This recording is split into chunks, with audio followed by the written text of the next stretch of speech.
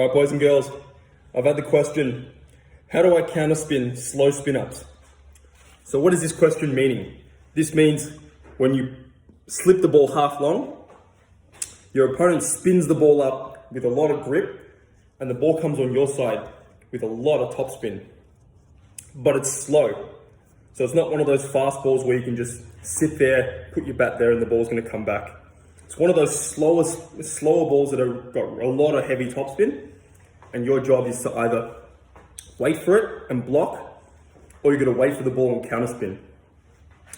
A lot of you guys that are the main guys that I'm targeting with these sort of tips are those that will notice, okay, I can play good backhand, good forehand, no problem. Probably I can play one against backspin with pretty good quality too, but counterspinning is a lot harder.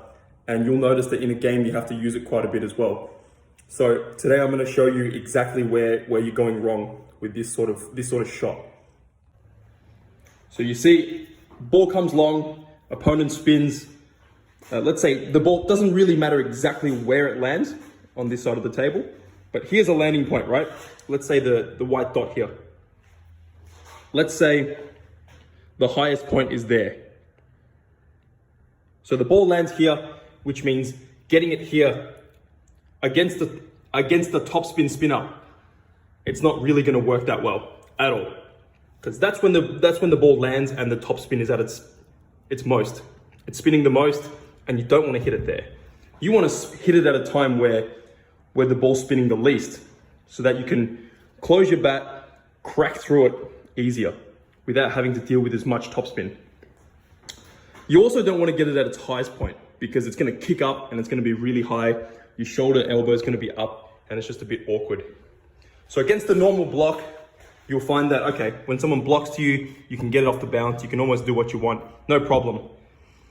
You can also, the ideal time when someone blocks to you is when it lands and it starts rising up. When the ball starts rising up, that's a good time for you to go hit through the shot. But against the topspin spin up, that's not a good time to hit it either, because it's still spinning loads. So ball lands, starts spinning up. This is the highest point. You want to get it when it's nearly at its highest point, when it's almost stopping to come back up. So it comes up, you want to hit it now. The ball's still going to come up a bit higher, but that's not when you want to get it. Because here is where there's not much spin, the spin's dying off, and it's also not at an awkward height for you. All right, so again, before I start showing you videos of professionals doing it, I want you to understand that when you counterspin, timing is everything. One more thing that is also important is that you step back, because now you're dealing with the ball. You're not dealing with someone blocking at you with an empty spin, just a regular block. You're dealing with a ball that's coming but kicking, and it's not necessarily fast. It could be fast or slow. So you need to step back, because if it's a really slow spin up that's short, you can always come in. But when it's a ball that's really kicking up far in front of you or high, it's harder to suddenly step back when you feel that ball and you're too close to the table. So a big reason that I think a lot of players that are club level, intermediate, that they have good backhands, they got good forehands, but then they just can't counterspin that well, or they can't seem to grasp the concept, or they get a bit confused. I think a big part of it is because professionals are doing this in their sleep, right? They're able to counterspin in matches, and they know the technique like a walk in the park. They know that they've got to wait for the ball for more counterspin consistency. Now for the professionals, right, they're always trying to get that extra 1%, 2%, 3%. So you'll see it in matches when their opponent banana flicks at them with the backhand, or when someone spins the ball up, they're trying to come forward and they're trying to get the ball, they're trying to push the boundaries of how early they can hit the ball. But for an intermediate level player, for someone who's not that familiar with the counterspin, understand that when you hit the ball too early, you're losing a lot of safety. And that's why you can't seem to counterspin or can't seem to control it. Like the professionals are obviously much more efficient and able to control it much easier. So as a non-professional, someone spins, you need to wait for that ball. A lot of people watch YouTube and see the professionals really going at it, trying to get the ball earlier and earlier and earlier. But the end result is, the formula is that the earlier you get it, the more likely you're able to make mistakes, because you're hitting the ball at a time when it's spinning more. in terms of timing. So professionals can do it. They can hit the ball earlier, and if they hit the ball earlier, makes it harder for their opponent. But if you want to just learn to counterspin, get consistent at it, wait for the ball. Wait for the ball, man. What else? So stepping back helps, because it also helps you wait for the ball, back away. This is another common problem I'm going to show you. So reaching out. When people try to get the ball early, they feel the impulse to try and get the ball off the bounce. They're also sticking their ass out, and they're also rushing at the ball. Just getting it too early, and then the ball flies off because you can't control the topspin.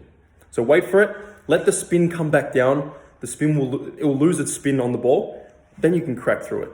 Then you're going to find that your counterspin's more smooth, more consistent.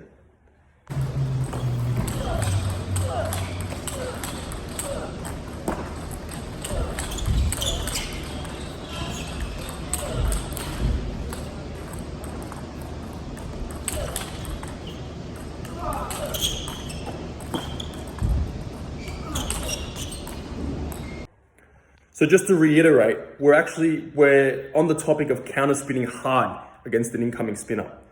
If you do take it early and you want to hit it off the bounce, you can do it, but you can't go hard. If you try and go hard with your counterspin, or even block on the backhand but too early, you're prone to making a lot of mistakes. So here in the last video, you can see Marcos Freitas, right? We're warming up, he gives me a few pushes, I spin, and first, if you notice close enough, you have to really be observant with the pros doing it, because they're doing it so efficiently. They're able to hit it a lot quicker and do it a lot faster than the general public. I won't say general public, I'll say the intermediate level table tennis player. So you see the first couple of balls that he did there, he waited for the ball to come to him. Then he struck it. And then as he got a bit more warmed up, he tried to hit one off the bounce hard, and then he made a mistake. So that concept applies to everyone. But obviously as an intermediate again, you want to just get used to waiting for it. Trying to power it off the bounces is very, very difficult.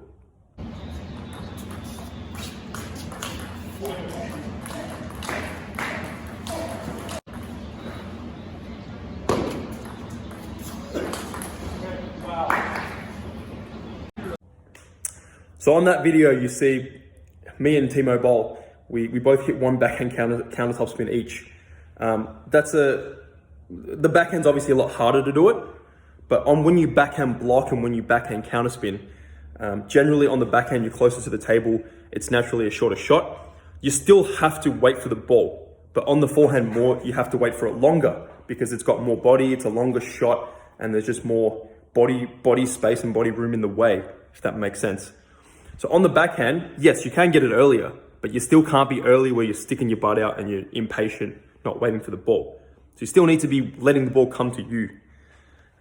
Especially if you decide to go for a backhand counterspin, your timing needs to be, it's everything. Especially on the backhand where on the backhand timing is more important than on the forehand.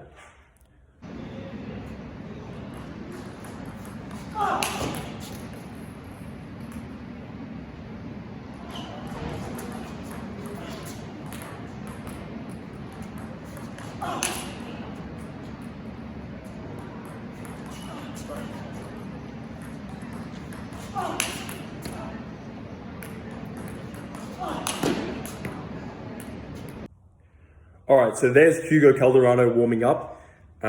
He got me to backhand banana flick at him before he played Lin Yunju at the World Cup. So I was there banana flicking to his backhand, and he was practicing running around and hitting some counterspin screamers.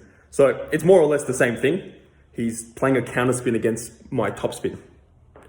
The first couple of balls, he was trying to be very, very aggressive and hit it quite early. But then you see on the last ball, he waited longer, and that one just came on more, had more margin for error. So to finish off and summarize, the same concept also applies when you try to backhand block. You need to wait for the ball, put the ball down yourself, and be patient when you do that. Then your margin of error is much higher. So I hope that solves your issues of dealing with a spin up that's slow and heavy with topspin. Good luck counterspinning, guys.